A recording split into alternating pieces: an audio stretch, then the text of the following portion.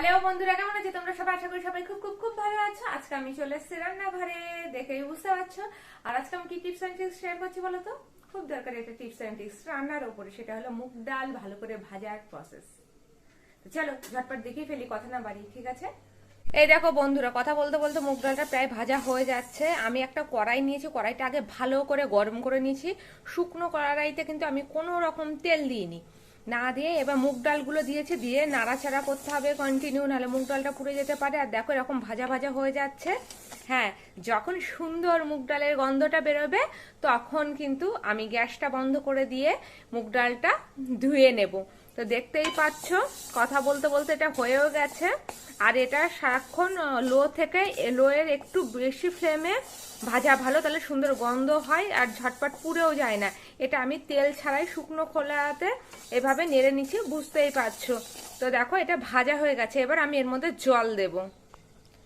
তো ভাজা হয়ে যাওয়ার পরে আমি এর মধ্যে জল দিচ্ছি।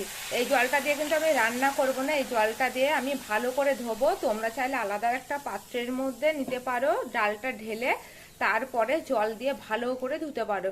এবার আমি 2-3 বার এই ডালটাকে ভালো করে ধুয়ে নেব। আর ডালটা ভাজার আগে আমি ভালো করে ডালটা বেছে নিয়েছিলাম, কারণ কোনো রকম কাকড় টাকড় বা কোনো রকম যদি নোংরা ধুলোবালি থাকে, তো তার জন্যে এই দেখো দেখতেই পাচ্ছ কতটা জল আর কি নোংরা হয়ে গেছে। তো আমি ভালো করে এটা নাড়াচাড়া করে নিয়ে ধুয়ে তারপর নতুন জল দিয়ে সেদ্ধ বসাবো।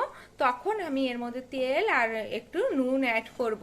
দেখো এটা যদি আমি তেল দিয়ে করতাম না, তাহলে ভাজাটা ওরকম গোল্ডেন গোল্ডেন হতো, তেল বা ঘি দিয়ে ভাজলে, তবে এই নোংরাটা উঠতো না। এই যে নোংরা জলটা বেরোচ্ছে না, এটা উঠতো না। আর আগে যদি মুগ ডাল ধুয়ে নেওয়া হয়, বাদে যদি ভাজা করা হয়, তাহলে কিন্তু এরকম সুন্দর ভাজাটা হয় না।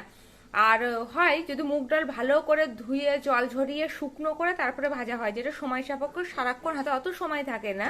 তো এটা ভালো একটা প্রসেস, ঝটপট হয়ে যায়। আমি এই প্রসেসটা করি, আজকে মুগ ডাল রান্না করছি, তো ভাবলাম তোমাদেরকেও ঝটপট করে শেয়ার করে দিই। এবার কিন্তু আমি জলটা ফেলে দেবো, নোংরা জলটা ফেলে 2-3 বার জলটা ফেলে দিয়ে আমি মুগ ডালটা বসাবো।